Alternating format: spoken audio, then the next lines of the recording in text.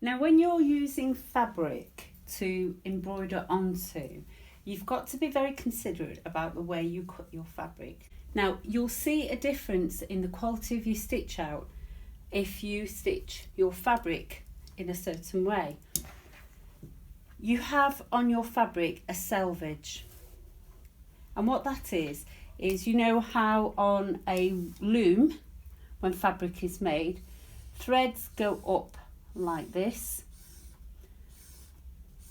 and then going across is the shuttle, and it shoots back and forward like that and feeds the thread through and forms the fabric. That crisscross there is your strongest way of placing your fabric in your hoop.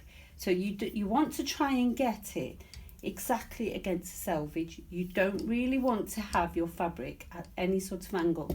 So if you find that you've got a small piece of fabric and you'd like to stitch on that, make sure you stitch it in a certain way that the selvage goes across the hoop. So for example, in the machine that I'm using, this is the side of the hoop. So I want to make sure that's parallel with the selvage. So when I cut the fabric out like this, I'm going to have plenty of strength in the fabric that I use for the stitches to hold and stay nice and neat, and that will help prevent puckering.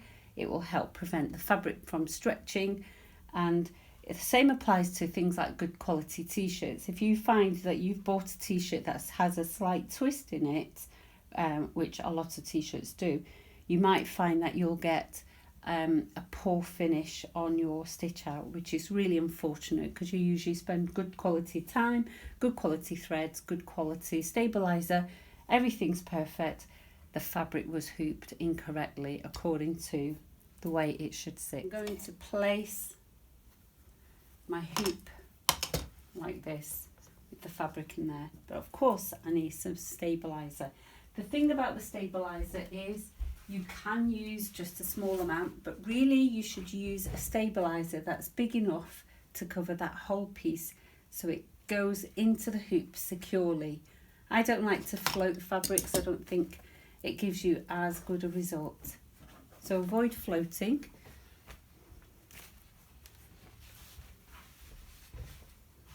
Let's get rid of this fabric first.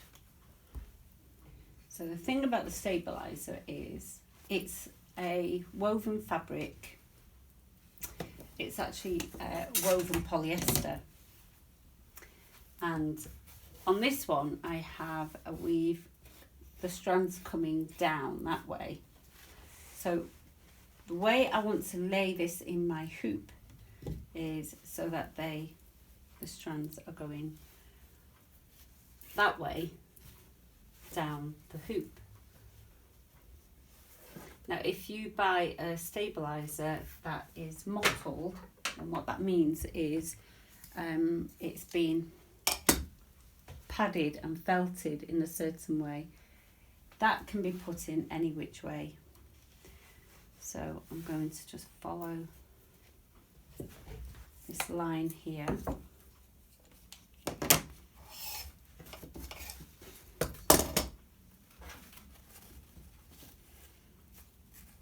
I should have enough there for 4.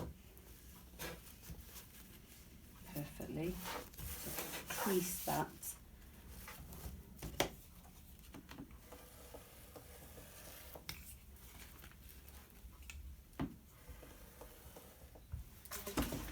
Right, now all of my stabilizer and fabric is cut to size.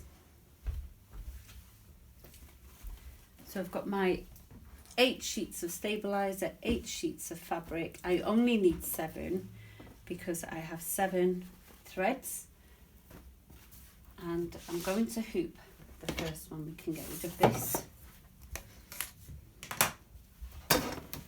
Keep that out of the way.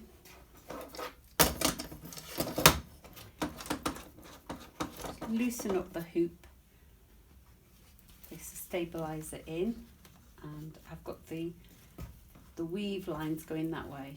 I'm going to put in that way and lay my fabric with the selvage going that way, and that will help me give a better result.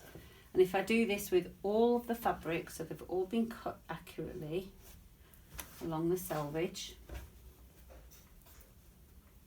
I should get a good result, or a fair result. So make sure I hoop this.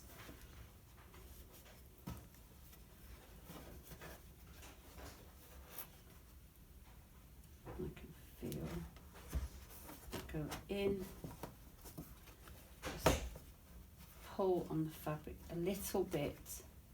People often pull on these fabrics really tightly. If you pull it too tight, the natural shape of the fabric will be stretched.